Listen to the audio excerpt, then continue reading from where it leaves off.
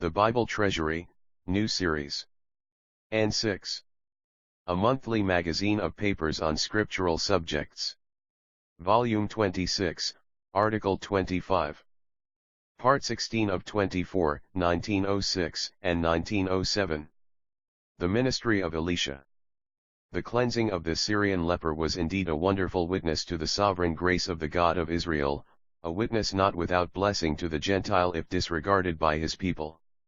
The law of the leper in the day of his cleansing, as set out in Leviticus 14, was no longer known in Israel, for though there were many lepers in the land, none of them was cleansed.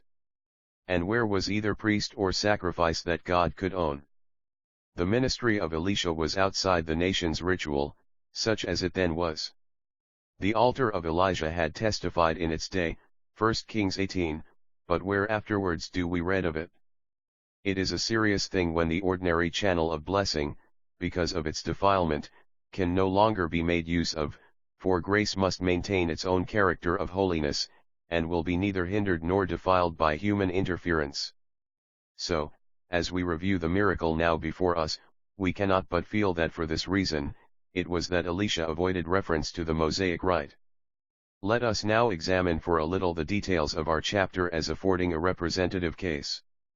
Now Naaman, captain of the host of the king of Syria, was a great man with his master, and honorable because by him Jehovah had given deliverance unto Syria.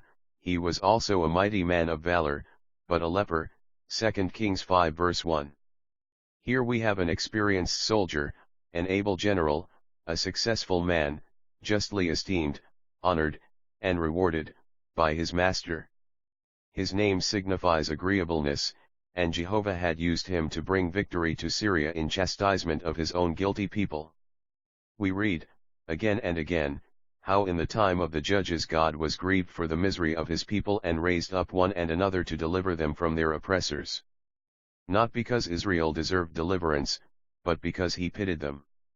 So, here, the distressed condition of the Syrians had appealed to the tender mercy of Jehovah.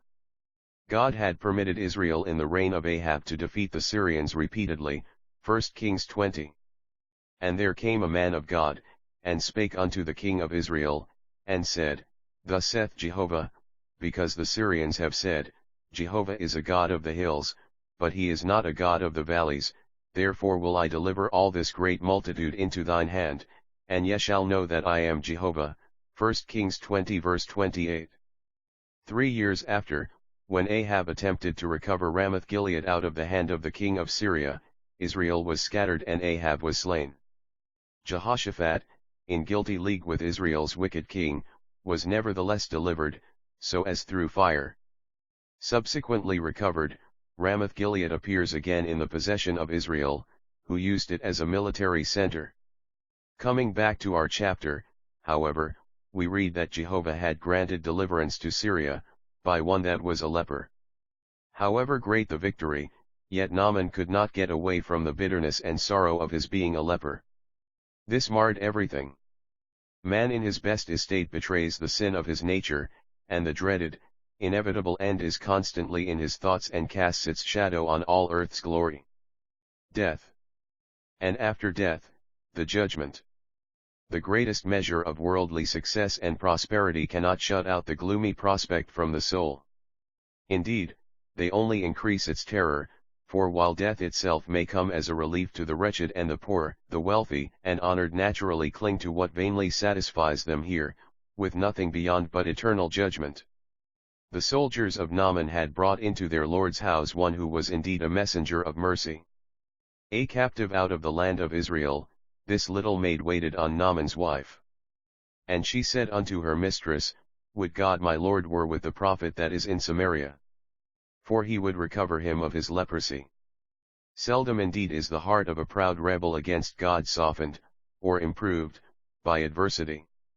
Much less is found a nation, or any great part of a community, truly humbled by reverses. Of such, it can be said, they cry not when he bindeth them. And again at a later day, it is written, especially of Israel when suffering defeat at the hands of the same enemy, where we have doubtless a prophecy of the yet more acute tribulation of the last days, the Lord sent a word into Jacob, and it hath lighted upon Israel. And all the people shall know, even Ephraim and the inhabitant of Samaria, that say in the pride and stoutness of heart, the bricks are fallen down, but we will build with hewn stones, the sycamores are cut down, but we will change them into cedars. Therefore Jehovah shall set up the adversaries of Rezin against him, and join his enemies together with the Syrians before, and the Philistines behind, and they shall devour Israel with open mouth. For the people turneth not to him that smite them, neither do they seek Jehovah of hosts. Isaiah 9 verses 8-13. But the gracious ministry of Elisha, overlooked and despised by the great ones in Israel, had found a response in the heart of one of Jehovah's little ones, the unmistakable evidence that God had been at work. The still small voice bore witness that his mercy endureth forever, and had found its way to the heart of the little maid that was of the land of Israel. Grace with her had borne fruit, both for God's glory and man's blessing. Naturally, she might have brooded over her wrongs, over the loneliness and misery of her now daily life. For although in the midst of affluence and splendor, she might naturally have regarded her Lord with aversion as being the direct expression of the power of the enemy in the havoc wrought in Israel, separating her too from her home and friends. Would it have been surprising if, instead, she had presented an impassioned appeal for mercy that would give her back to the land of her birth, to her friends, and to her home? Yet, on the contrary, her earnest desire was that her master, and not herself, were with the prophet that is in Samaria. How perfectly does grace deliver the soul from selfishness or self-occupation! How it enlarges the heart and elevates the downtrodden and oppressed!